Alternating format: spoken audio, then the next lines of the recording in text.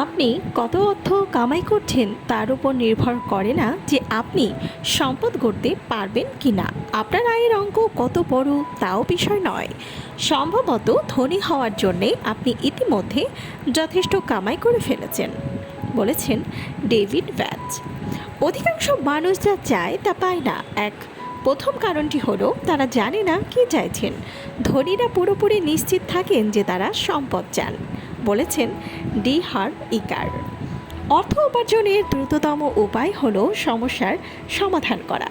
যত বড় সমস্যা আপনি সমাধান করবেন তত বেশি ইনকাম করতে পারবেন, বলেছেন স্টিভ সিবোর্ড। ধনীদের সম্পদ তাদের প্রতি বছরের আয় দিয়ে পরিমাপ করা হয় না, বরং তারা কতটা সঞ্চয় করেছেন এবং সময়ের সাথে বিনিয়োগ করেছেন তা দিয়ে মাপা হয়, বলেছেন রামিত শেঠি। আপনাকে বিশ্বাস করতে হবে যে নিজের ভাগ্য আপনি নিজেই করবেন। আপনি নিজের গুণের সৃষ্টি করবেন, অর্থাৎ অর্থ ও সফলতাকে কেন্দ্র করে একমাত্র আপনি সংগ্রাম করে যাবেন, চেতন বা অবচেতনভাবে। শেষ পর্যন্ত মানুষটি আপনি। ডি হার্ভ ইকার। কর্ম আদর্শের মাধ্যমে পরিচিতি লাভ করুন, অর্থ দিয়ে কী কিনেছেন তা দিয়ে নয়। গ্র্যান্ট কার্ডন বলেছেন, চিন্তার অবয়ব থেকে সম্পদের অস্তিত্বের শুরু। যার চিন্তা নির্দিষ্ট গতিতে পরিচালিত হয় তার কাছে সম্পদের পরিমাণ সীমাবদ্ধ থাকে, কিন্তু বিশ্বাস সীমাবদ্ধতাকে দূর করে দেয়, বলেছিলেন নেপোলিয়ন হিল। ধীরে সুষ্ঠুভাবে কাজ করা বেশ সহজ, তবে দ্রুত ধনী হওয়ার সহজ নয়, বলেছেন ওয়ারেন বাফেট। অধিকাংশ মানুষ জীবনে একটি বিষয় বুঝতে ভুল করে, আর তা হলো কত টাকা কামাই করলেন তা নয়, কত অর্থ নিজের কাছে রয়েছে তাই আসল ব্যাপার, বলেছেন রবার্ট কিওসাকি। সম্পদের পাহাড়ের পথটি ফাঁদ ও নানা বিপদে পূর্ণ, আর এই কারণেই অধিকাংশ মানুষ এ পথে হাঁটতে ব্যর্থ হন। তারা এই যন্ত্রণা, দুশ্চিন্তা আর দায়িত্ব নিতে চান না, তারা এই সমস্যা চান না। ডি হার্ভ ইকার বলেছেন, সফল হতে যা নিয়ন্ত্রিতভাবে দিতে পারেন তা হলো প্রচেষ্টা। অধিকাংশ মানুষ ন্যূনতম শ্রম দিয়ে থাকে, কিন্তু আশা করেন সর্বোচ্চ সুবিধা। দায়িত্বের মধ্যে ডুবে না গিয়ে ধনীরা লক্ষ্য অর্জনের সুবিধাজনক উপায় খোঁজে।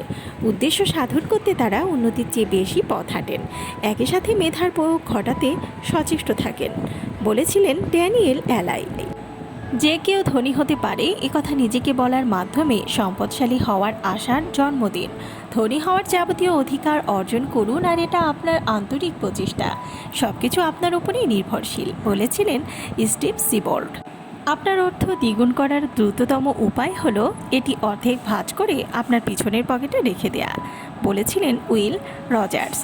অর্থ উপার্জনের আগে কখনো অর্থ ব্যয় করবেন না, বলেছিলেন থমাস জেফারসন। অর্থ একটি ভয়ঙ্কর মাস্টার, তবে একটি দুর্দান্ত চাকর, বলেছিলেন পিটি বার্নাম।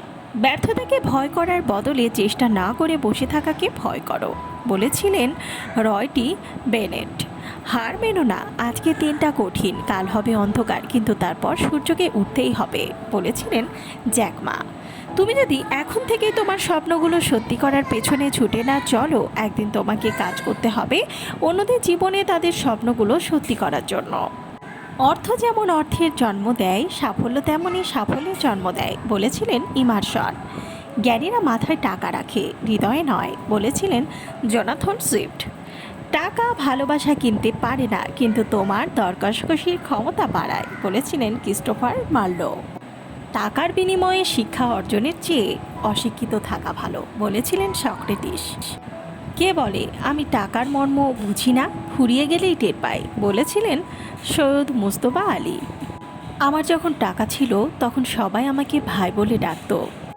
মানুষ নিজের পেছনে যে বিনিয়োগ করে সেটাই তার সবচেয়ে লাভজনক বিনিয়োগ।